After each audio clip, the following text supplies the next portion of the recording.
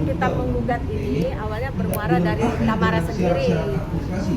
Klien kami dilaporkan di Polda Jawa Barat mengenai penggelapan. Yang digelapkan itu apa? Barangnya masih ada, hotelnya masih ada, saham dia juga masih ada, nggak bergerak. Nah, karena ulah dia dari awal, akhirnya klien kami itu membuka dokumen untuk berangkat. Barulah teringat ada perjanjian kesepakatan bersama, pernyataan daripada Tamara dan klien kami mengatakan bahwa pengobatan ayahnya itu biayanya dibagi dua, dan itu sudah lama dari 2001 sampai sekarang belum pernah ada pembayaran. Makanya kami gugatlah di sini. Kenapa kami gugat? Karena Tamara ini tidak bisa bertemu dengan kakaknya ini, nggak pernah ketemu lah. Nah, makanya mungkin dengan ada gugatan ini bisa dilakukan mediasi nantinya. Nah, saat ini klien kami tidak bisa hadir karena beliau ada di California, sakit. Kemungkinan baru bisa dari dokter ya, ada surat sakitnya, karena patah kaki. Kemungkinan baru bisa datang itu sekitar akhir Maret atau awal April. Sidang pertama ini kan mengajukan kuasa kita, verifikasi ya. Jadi verifikasi kuasa kita. Nah, nanti setelah itu baru dilakukan mediasi. Awalnya kita maunya dia hadir. Nanti klien kami hadirkan juga dari Amerika. Dia kooperatif apa enggak? Datang, nanti kita waktunya kita minta dengan hakim, karena kan beliau sedang sakit. Bisanya itu akhir Maret atau awal April. Nah, nanti kita mintakan waktunya, dan itu kita minta Tamara harus hadir. Biarlah mereka bermediasi di sini. Syukur tercapai gitu loh kesepakatan. Karena mereka ini kan bersaudara. Jadi ngapain ribut-ribut? Kalau nggak dimulai nggak kayak gini kok. Ya diinginkannya ya pastinya perdamaian dong. Apa sih yang diributin? Karena yang keluarga Blesinski ini hanya mereka berdua. Yang lainnya sudah yang lainnya udah meninggal. Penggugat ini adalah Richard Blesinski aka Rick Blesinski. Menurut jejak digitalnya, Rick Blesinski ini adalah pengusaha kaya raya dari California, Amerika, yang menggugat adik bungsunya Tamara Blesinski. Rick Blesinski ini adalah abang paling tua yang masih hidup saat ini.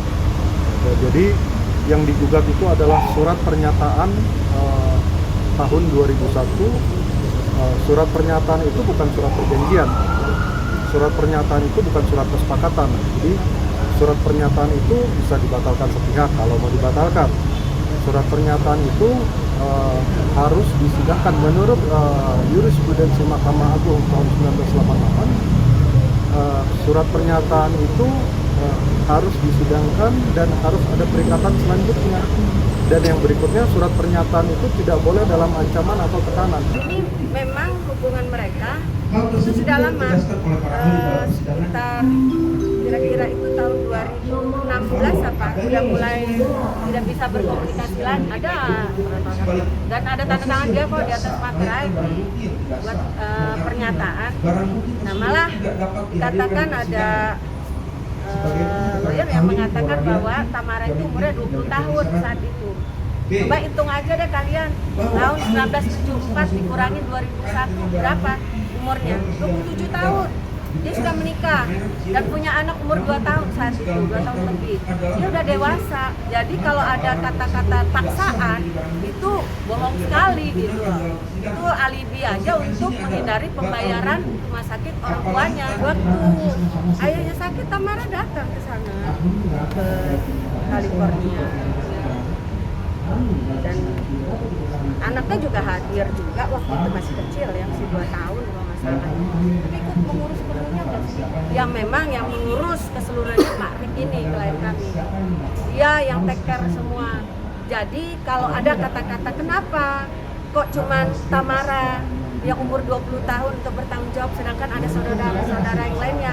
Perlu kalian tahu bahwa saudara-saudara yang lainnya itu tidak mampu.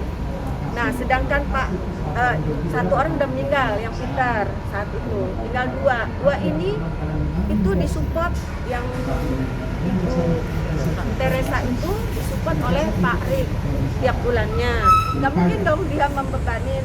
Nah saat itu yang sukses ini kan dua anak ini, Pak Rik dan Tamara. Coba kalian browsing, 2001 Tamara itu adalah artis termahal. Ya, dia sinetron aja itu 1 miliar dia dibayar. Kecil kok bayar-bayar begini, uang rumah sakit ayahnya cuman separohnya, nggak ada apa-apanya.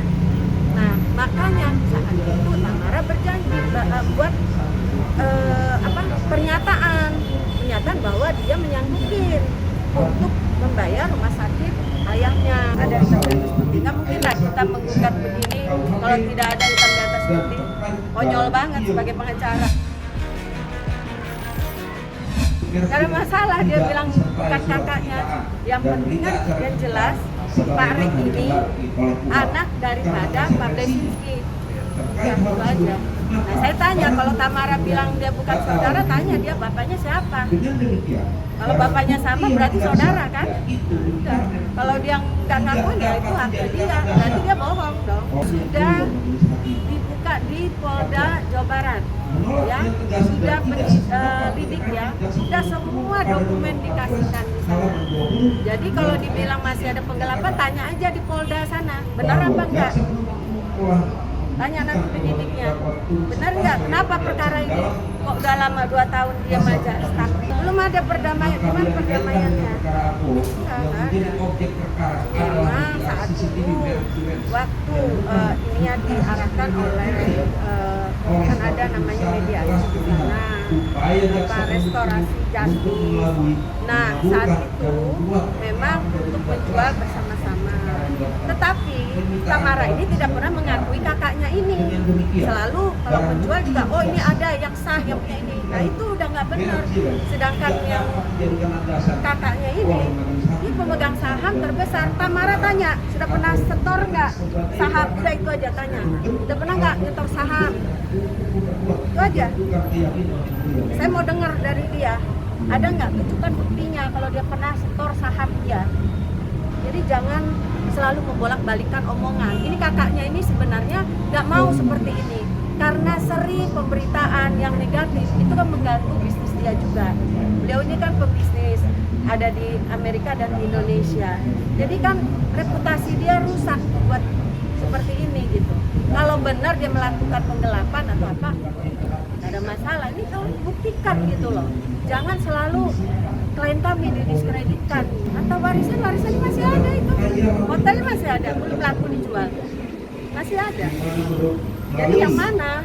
Gitu loh, kalau dia bilang harta warisan digelapkan oleh klien kami, gelapkannya tunjukkan dong gelapnya yang mana. Nah, ya, makanya ditanya, kenapa dia berbicara atas nama tantenya? Kok bukan tantenya yang bicara? Dia ini apa pengacara tantenya? Ya dia bicara untuk diri dia sendiri dong, jangan bawa-bawa orang lain gitu loh.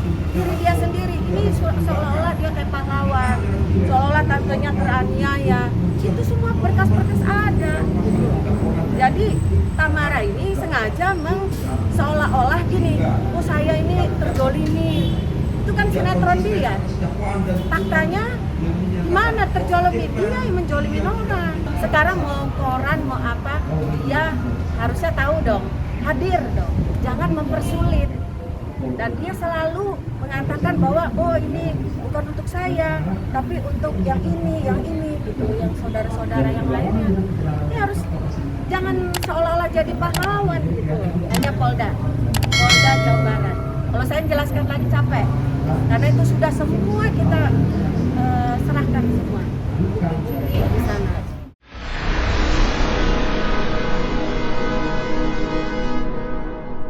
Jadi jangan lupa untuk subscribe Cumi Cumi. Ditekan ya tombol lonceng merahnya.